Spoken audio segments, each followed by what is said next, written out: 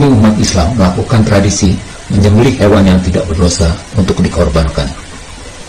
Pertanyaannya, dikorbankan untuk apa? Tidak jelas. Ini yang harus kita soroti. Terlebih tradisi ini tidak berasal dari leluhur bangsa Indonesia dan bertentangan dengan Pancasila. Tradisi menyembelih hewan yang tidak berdosa untuk dikorbankan dimulai sekitar 1400 tahun yang lalu atas kemauan Muhammad, seorang Arab buta huruf yang mengaku nabi. Di dalam Al-Quran tidak ada kewajiban mengorbankan hewan. Karena itu banyak yang mengatakan berkorban dalam Islam adalah sukarela.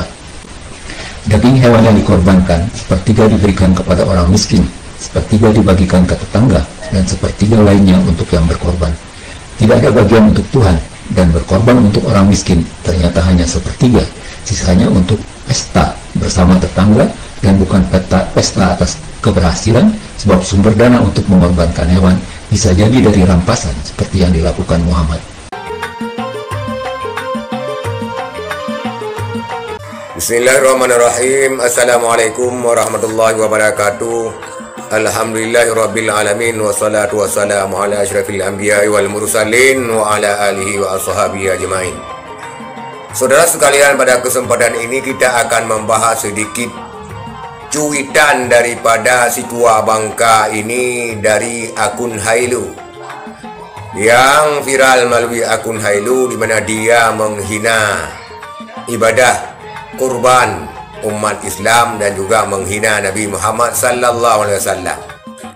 Benar-benar keterlaluan saudara sekalian. Maka seharusnya pemerintah mencari orang ini dan menangkap,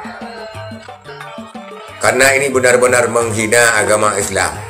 Dan sangat kita herankan, banyak sekali orang-orang semacam ini lahir di era-era zaman ini, yang seakan-akan tidak tersentuh hukum, kebal hukum, memporak-porandakan dan mencaci-caci dan memfitnah orang-orang Islam. Maka saudara sekalian, ini orang sebenarnya harus dibacot, dicari dan ditangkap. Karena inilah pembiaran-pembiaran yang terjadi selama ini, sehingga marak sekali terjadi penghinaan terhadap agama Islam dan penghinaan terhadap syariat Islam. Ini kemungkinan dilakukan oleh para pendeta ataupun non-muslim, tetapi apapun orangnya tidak bisa dibenarkan dalam hal ini. Apabila kita ingin membalas menghina, lebih sanggup kita menghina, tetapi kita tidak berbicara kepada arah tersebut.